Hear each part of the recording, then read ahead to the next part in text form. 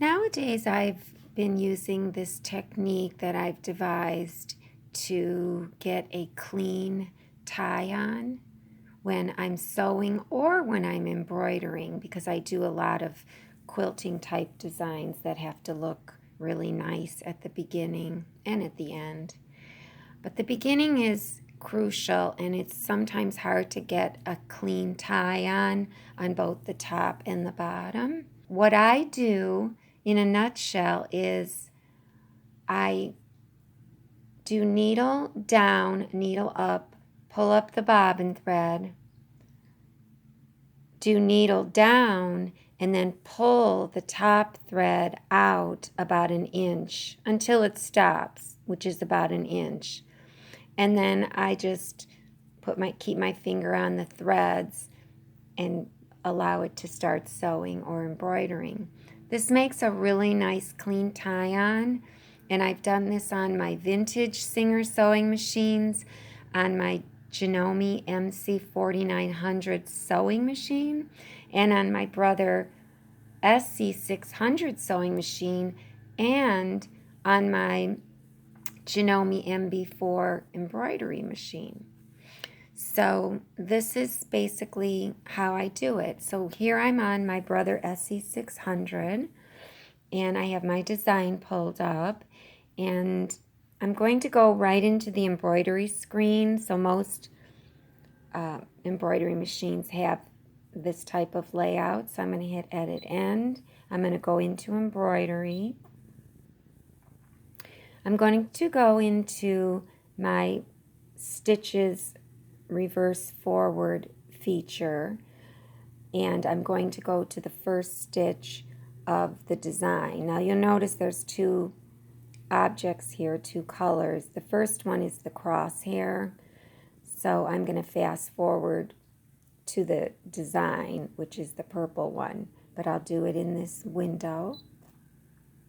I just use the crosshair for centering and rotation, but this is different tutorial. So here's my threads. You see I'm on 0 of 2. I'm really on the first object. When I hit the plus thread, now I'm on the second object, which is the design, but my design I know starts here. So when you fast forward through your colors in this manner, you do have to hit +1 to get to the first stitch of this second color. So I'll hit +1, and you'll see the machine will go to the first stitch, and so will this green cross here on the screen. So +1. So now here I am at the first stitch, and now I'm going to come over to the machine, and I'm got my presser foot up so I can pull some thread out, but I'll put my presser foot down, and I'll do needle down, needle up, pull up my presser foot, hold my finger, pull up my bobbin thread, and grab it. I just kind of grab the loop of the bobbin thread. That way the end should come out, and you won't just keep pulling thread. So then I have both of them. If they're both the same color, I try to separate the top from the bobbin so I know which one to pull in the next step. And now I'll do presser foot down, and I just kind of hold them both, because a lot of times they'll be the same color, but in this case they're two different colors just for this video. And now I'll do a needle down. I don't really have to hold them for this step. And then once the needle's down, I take the top thread and pull it, and you'll see it'll pull out about an inch. So if my finger's right here, it stops pulling right there. So that's about an inch. And that pulls up the slack that was formed when the needle went down. So now the threads underneath by the hook are nice and tight. So now this first stitch is going to have something firm to pull against. In other words, the take-up lever, when it goes up to tighten the stitch, it's got something nice and tight to pull against. And I will hold the threads, and now I can just start stitching. And now this design, I know, starts stitching and then it goes back.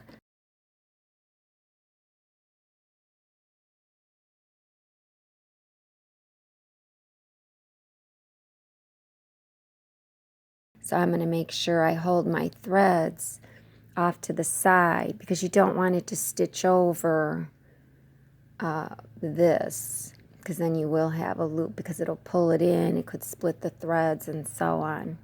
So you don't want to hold it back here. So you just get to know your design basically. So I'll hit start.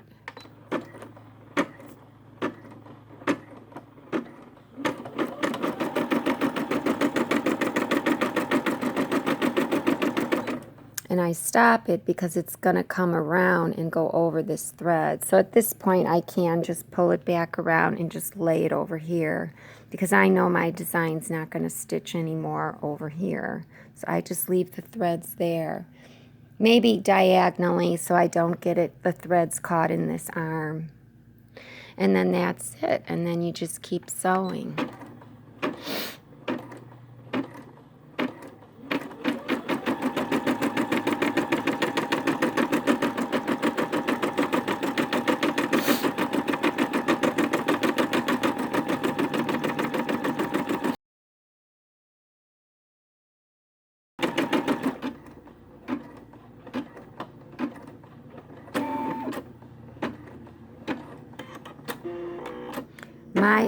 My designs are digitized to make a jump at the end so that you can bury this long thread tail if you want. So it's finished embroidering. So let's lift up the take-up lever. And I had the cutter on because I'm not worried about it cutting because I have my long jump thread that I can bury. So when I take this off,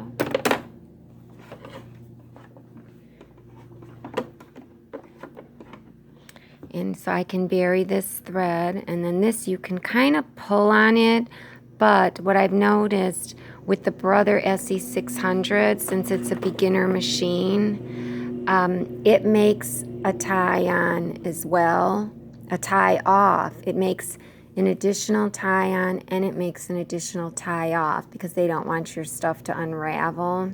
So it does that and there's no way to turn it off. But I really think that the more advanced single needles have a way to turn it off. Turn off the tie-ons and tie-offs, the additional ones, because I already have tie-ons and tie-offs digitized in, and most digitizers do. But so that's why this isn't coming off. It comes off easy on my Janome MB4 because that machine doesn't add additional tie-ons or tie-offs unless you want it to. But if we look at the back, I could probably just take a really fine scissor and cut that knot, and it should be released then from the front. So I didn't even cut the fabric or anything. But so that's the tie off, so that's nice and neat. And here's the tie on, and you can see that that's nice and neat too. It's just a dot. Now on this machine, it's a big dot because this machine adds additional tie-ons and tie-offs. But it's not loopy, it's not dragging the top thread down. That's what happens a lot. If you don't do that extra pull with the needle down at the beginning, then there's excess top thread and it gets dragged along. So if I turn it back, get all these threads out, turn it back over. Now since I cut that, I can just pull this. So this is the tie off, and then this is the tie on.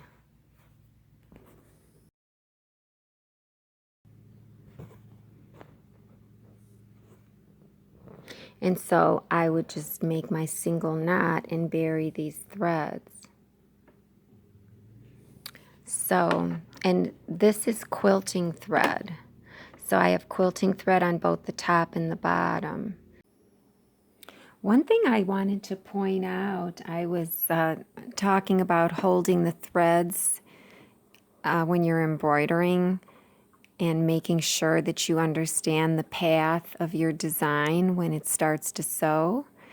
And I realized when I did this first example here, this is where I redid it, but I was holding the threads off to the right side, I believe. And that's because I normally don't stitch this design in this manner. I stitch it on my bigger machine and it's rotated so it travels different. So, you know, I got the camera in the way. I have all kind of excuses, right?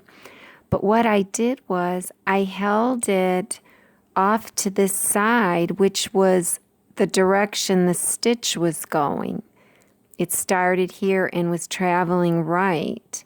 So my needle ran over the threads here. So if I pull this up, you can see that instead of these threads coming out of the beginning, they're coming out, you know, a couple millimeters to the right. That's because the needle ran over it. So I didn't do what I preach, right? So I redid it. I just moved the design over. On this one, when I pulled up the bobbin thread, then put needle down again, pulled on the top thread, and then I held my threads to the left so that it could travel right. And you'll see if I pull this up, my knot is at the very beginning of this stitch. And it looks like it's even a better knot. So that is a good learning experience for all of us to get to know our designs. And then with sewing, I do the same thing. So let me take this embroidery unit off and I'll show you with sewing.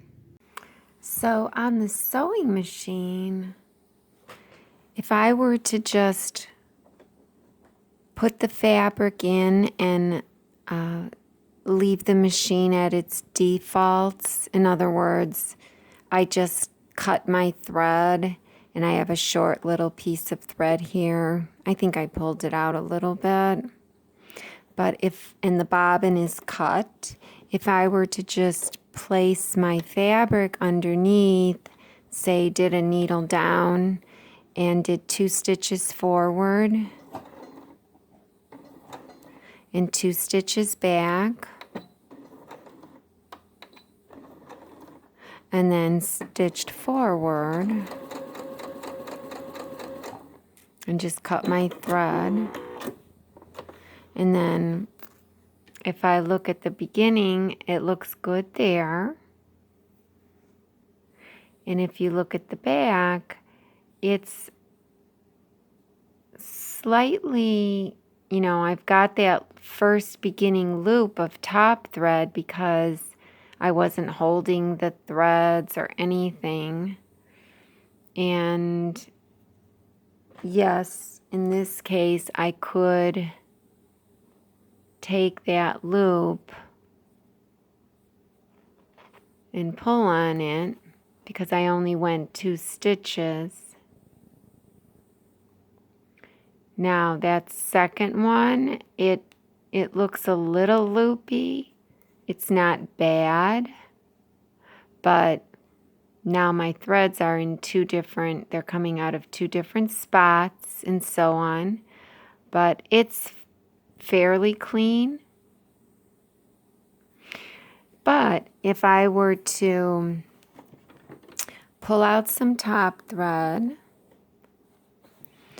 and let's make sure that all my threads are cut here so they don't get in my way.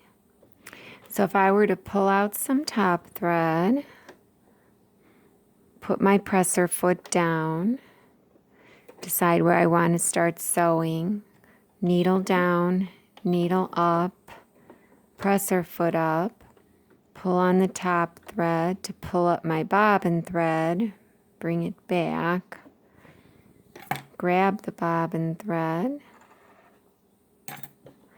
bring it off to the side. Now I have my top thread at an angle, like in the upper right, because when I put my needle down, I don't want it to be, this top thread to be like in front of the needle.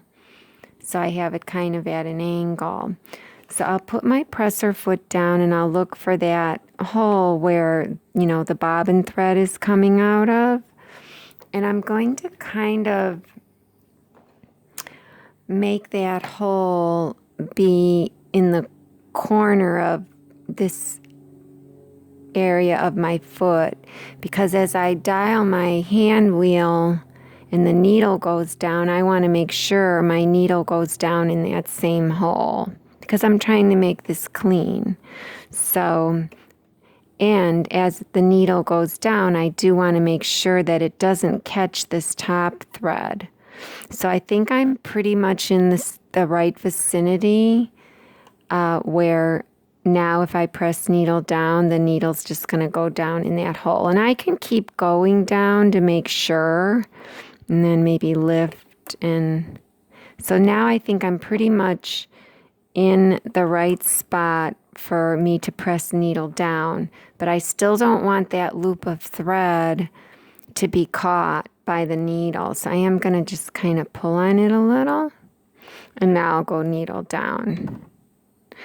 And now that the needle is down, there's some slack that I can pull the top thread. So I am going to grab the top thread and pull it. And if I start pulling, say here, you'll see it pulled a good inch or so. If it doesn't pull an inch or so, then you know you caught the needle on the top thread somewhere. But now all the slack is pulled out, and so I'm going to hold both threads with my fingernail, and I'll take 2 stitches forward. So I'll just tap my presser foot, tap it again. Now I can just hit this and it'll go back 1 stitch. Because of the stitch that I'm on 1-03. And I'll hit it again. And then now I'll just stitch forward, all the while holding the threads.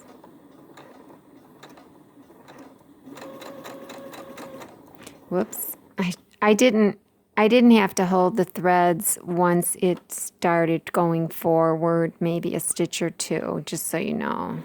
I got the camera in front of me and I'm all discombobulated. So now I'll just cut the threads so we can look at everything.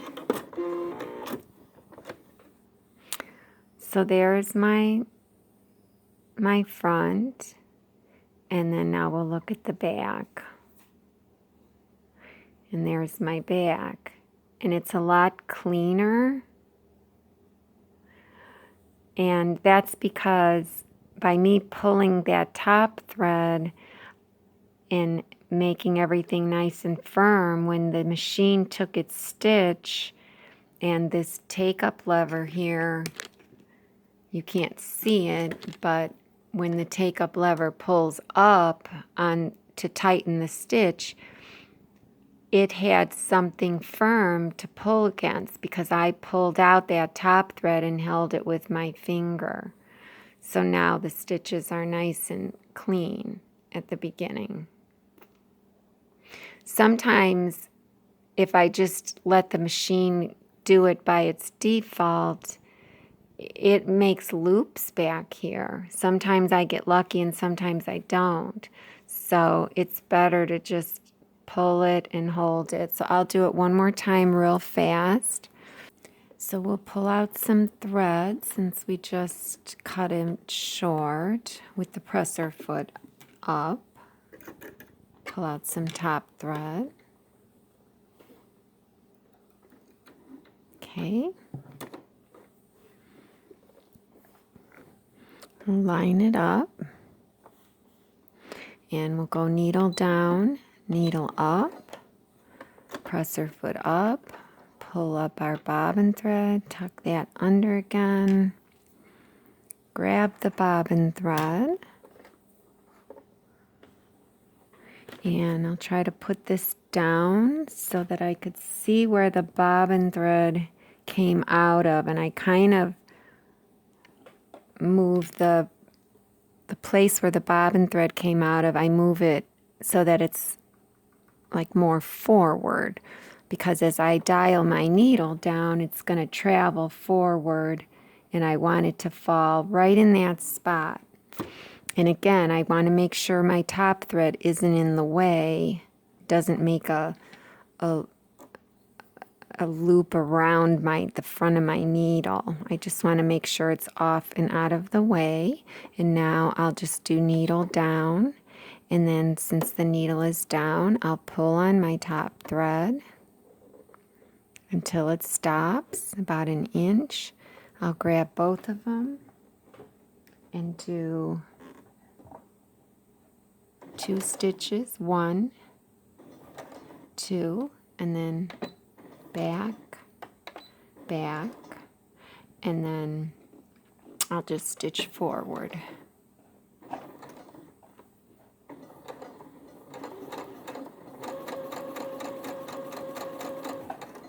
And then I'll just cut the threads so we can take a look.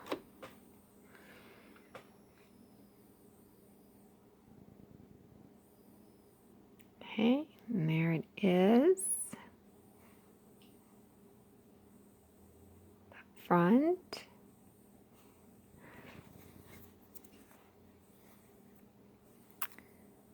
And then there is the back, nice and clean. It looks like my bobbin thread went in there. So I didn't quite get it in the right hole. Yeah, I can see it was there. So then it took my first stitch here. But that's just because I couldn't see with the camera in my way. But you can see it's nice and clean. And I do that now for everything, embroidery and for sewing. And again, if I just leave it, I just cut it. And if I just start now and stitch, do needle down, and then 1, 2, and then back 2, and then forward.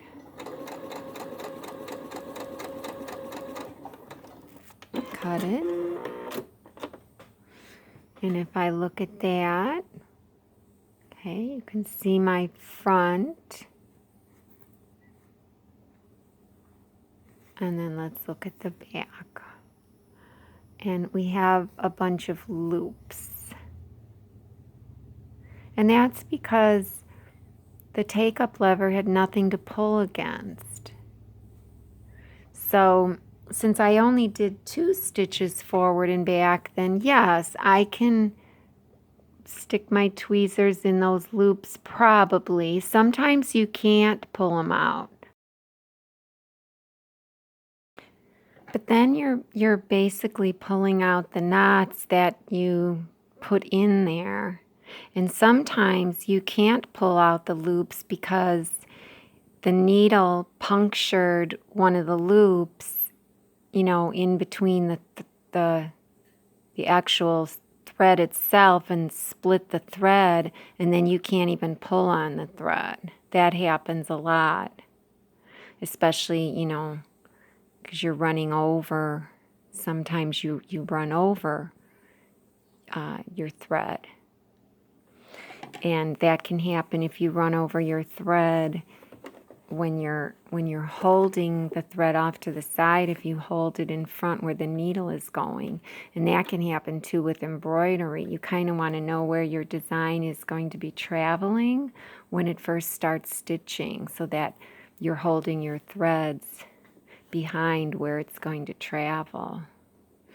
So if it's going to travel to the left, then hold the threads over here to the right.